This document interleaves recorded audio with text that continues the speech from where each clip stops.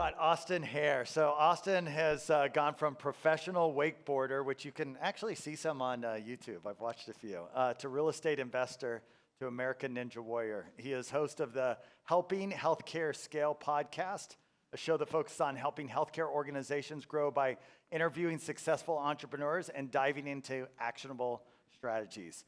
Leaders Real Estate helps DSOs and MSOs grow by developing creative and estate strategies, identifying the best locations, and providing capital for building purchase. Let's welcome Austin. Thank you. That's it. Man, I'm like more nervous to speak than I was competing on Ninja Warrior. It's crazy. Everybody's got like such a deep, resounding voice. I'm like, it's like they're all professional speakers. You guys are making me look bad. So, yeah, this is 4 things that American Ninja Warrior taught me about dental real estate. So yeah, I was on the show in 21, and then most recently this year, I actually made it to the national finals. And so this is just a little clip of This is former pro wakeboarder Austin Hare. Austin started wakeboarding at 12 and was a national champion at 13 years old. 33, 5'10", 174. See the ninja skills here. Yeah, shot. Nice grab on overpass. He's been training with R.J. Roman in Orlando. Nice. That was perfect. And the wakeboarder now has to grab this upside-down snowboard on Air Surfer. You got to apply the skills you have to brand new challenges. Let's go. He's taking all that weight, 174 pounds, and you're just feeling it in your forearms. It taxes the forearms now. Good dismount there. Putting himself in good shape to move on by reaching this point. Teenager Owen Dyer's the only one to get through pretzel twist so far. All right, nice. Lock it in from the back here. This allows him to use the bicep. Boom, control the swing. Yeah, he's super efficient, though. Look at this. Okay, rookie. They use the momentum to carry you on to the next side. This is great. Just has to unhook the last pretzel. Dismount. That's the swing. Great awareness. Okay, 33 yards, rookie. Here we go. Here we go.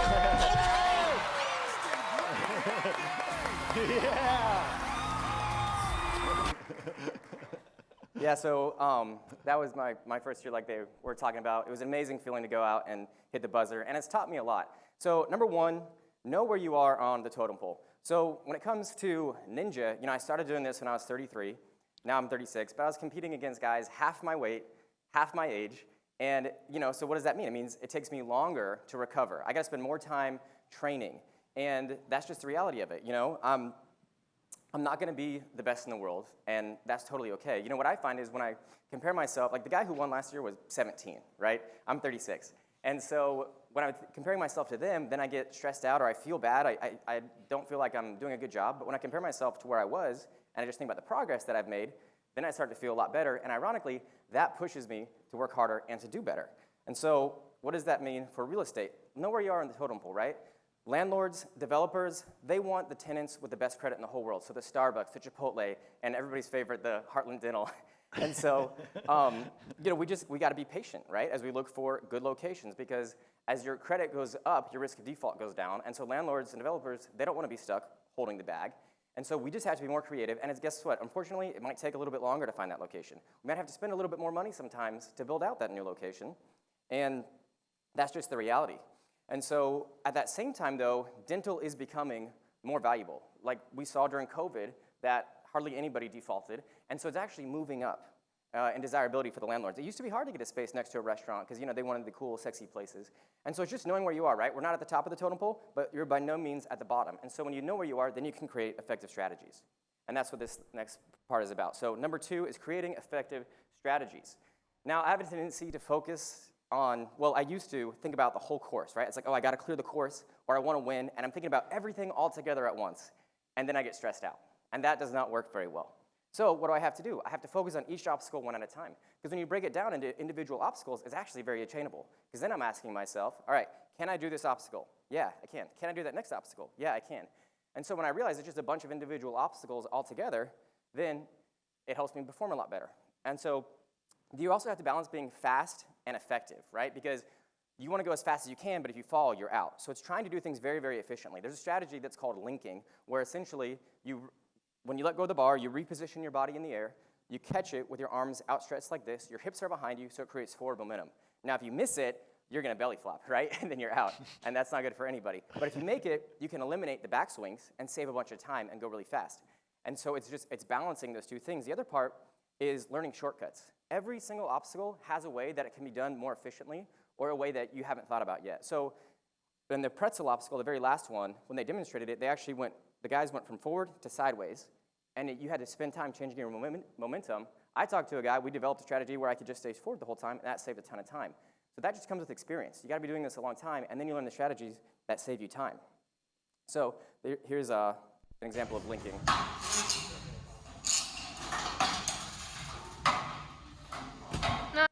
So that shows you just how you can get your hips forward to keep going. And so in real estate, you gotta decide what's important, right? We have to think about our strategies ahead of time. Do you want to own the real estate, or do you wanna pick the best location?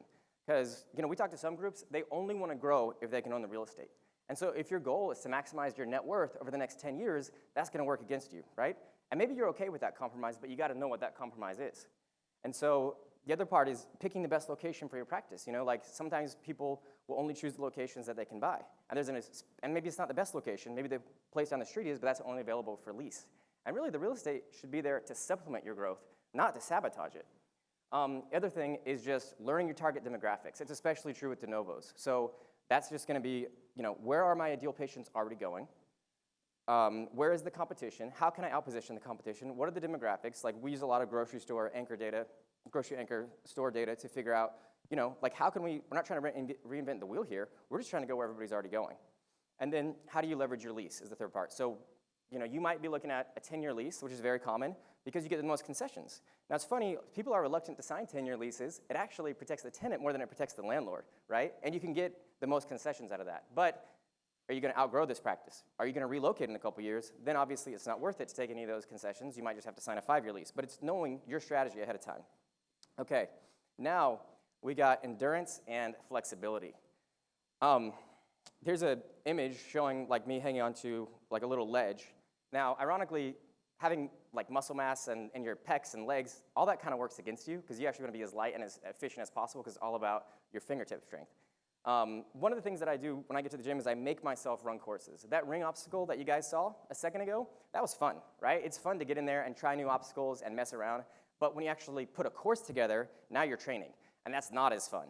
But doing an obstacle back to back to back is a lot different than doing them one at a time. And so you're not gonna get better if you don't go and practice the course aspect of it to improve your endurance. I mean, on the show, like it all comes down to the guys who have the best endurance. The other thing is just forcing myself to burn out my grip at the end of every session. So maybe it's grabbing a spinning bar that's rotating to try and burn my grip out. Maybe it's holding onto one of those ledges, whatever it is. And then if I'm traveling, maybe I gotta make compromises. I can't get access to the best gyms, and I gotta do makeshift obstacles at the YMCA or whatever it is. So how does that translate to real estate? Well, it's the same thing. It's endurance and it's flexibility. It takes a long time to fulfill some strategies. There was a group that we were working with in Iowa. They wanted to go to this particular trade area, and nothing was available. And so we actually identified a place that they liked. We knew that the landlord wasn't gonna renew the lease, but that was in 5 years. So we kept monitoring this area, nothing popped up. That group waited 5 years to go to this one location before they could pick it. And so, effective real estate strategies just come down to balance and compromise. Everybody wants the freestanding building that's on Main and Main. It's got a stoplight, it's a right in, it's a right out. There's a grocery store behind you, there's a Starbucks to the left of you, but every industry wants that. And so those things are not gonna become easily available, Unfortunately, smaller groups just aren't getting the call when that kind of stuff comes up first because they're looking for those credit-worthy tenants. So what does that mean? We gotta be flexible, right? Maybe it takes longer, maybe we pay more, or maybe we just have to choose a different space. Okay, and then the last one, arguably the most important, but find the right partners. So this is my wife right here. She was on the show with me as well. It was a really cool experience. And she's actually the one that got me into Ninja Warrior. There's a couple things that having a partner provides. So number one, there's like accountability, right? So like I'm gonna work harder when she's there. There's timelines, etc. But really, it's also, if I'm training by myself, then I'm trying something new. Maybe I can like set up a camera and I can record it and I'm running back and forth. I'm looking at my phone, I'm looking at the footage. I'm trying to figure it out on my own. But if she's there, she can point something out to me that I didn't see myself, and I can literally shortcut the learning by 3 or 4x. And so real estate, it's also important to have partners. I mean, nobody got where you are without partners in your groups, right? And so usually, I mean, we have time, we have money. It's one or the other. And so usually groups are constrained by, maybe it's your bank is thinking that your balance sheet is too tied up. Maybe the PE group that you're working with has said, we only want to focus on the practices, not the real estate. Or maybe you just don't have the time to do it. And so that's why a partner can come in and help you in whichever of these areas you want. So with leaders, like our goal is to be the third-party real estate department without the overhead. So it's a little bit like fractional real estate because these large groups with 100+ locations, they can afford $500,000 to $1 million a year in their real estate department, and they have all these subscription services or whatever. So our thing is, let's find the areas where we have the least amount of competition and the most amount of ideal patients. We're using our own demographics and our own analytics to figure out where this is to try and stack the deck in your favor. And one of the strategies that we do is like, I'm sure everybody knows interest rates are up, right? That's all we're talking about in real estate and acquisitions. And cost of land is up, materials are up, labor is up, everything's expensive. And at the same time, if you want to grow, nobody's, like we talked about, going out of business. So there is no second generation spaces available. So that means you got to build a new location, and that's expensive. Now you're looking at rents in the mid-50s. So one of the things that we do is we might take down an area bigger than we need, more land than we need. We'll build a multi-tenant building. And so, we'll bring in the retail tenants that can afford to pay market rent or above market rent, like the Starbucks and the Chipotle. And then that way we can bring the rent down from like the mid-50s to the low 30s, which is a lot more affordable for most healthcare clients. And it's a win-win for us because now hopefully we can go and do more deals together. So it doesn't matter who you partner with, though. It doesn't have to be us, right? You can be anybody. But it's just important to have somebody that's going to help you with that bandwidth because you only have so much time in the day. I mean, honestly, everybody here is smart enough to learn the real estate if you want to, for sure. There's free strategies on YouTube all the time. I mean, that's literally how I got into it. And so you just got to be willing to put in the time. So it's knowing the trade-offs. So those are the 4 things that competing on Ninja Warrior taught me about real estate. And if you guys want to get in touch, here's my email and my Instagram, and you can scan that for our site selection principles. It's a little PDF that we made. So thank you, guys.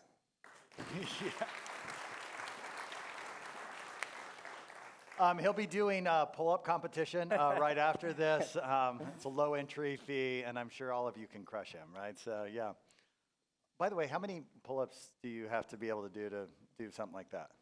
I mean, you got to be able to do a lot. Actually, it's not about the number of pull-ups you can do on a bar. It's about creating more difficult grips and trying to do pull-ups that way. So, like, you get smaller and smaller ledges, or you get things that spin. So it's about doing pull-ups on, or maybe like hanging obstacles on different types of things. And if you can't do a pull-up, Yeah, how well do you typically Good luck. do? Yeah, okay. Good luck. All right.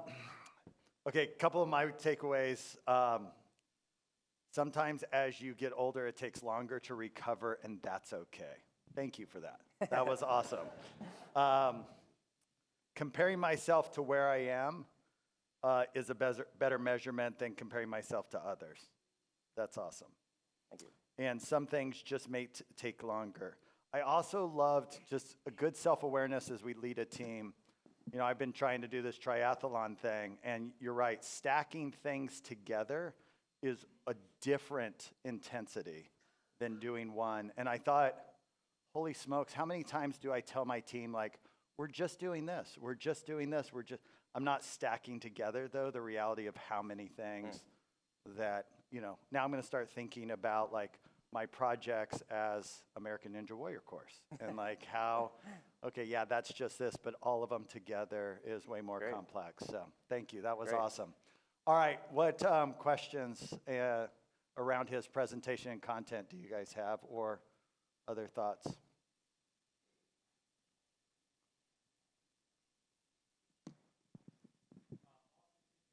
We're gonna get you a mic, just give us 1 second, no problem. Thank you. Thanks, Austin. I'll be sure if I'm going to pick a fight, it's not with you. Could you you mentioned picking locations, and you said you use grocery data. Could you expand on that a little bit? Yeah, absolutely. So there's a lot of different ways to get demographic data. A lot of people like to use Buxton. We haven't had, we're not really impressed with them. We've kind of had to do our own thing. There's a lot of really good data around grocery stores, right? And so, you can be right in the grocery store center, or you can just try and get as close as possible. And so what we use it for is just to find out what are the demographics of that particular grocery store. And you have a couple of them, they're usually pretty close together. You look at their demographics, median income, population, density, age, everything. You start to get a really clear picture of who's visiting and who's frequenting this area. So you don't have to necessarily be like right there in the grocery store plaza itself, but we just use that as a data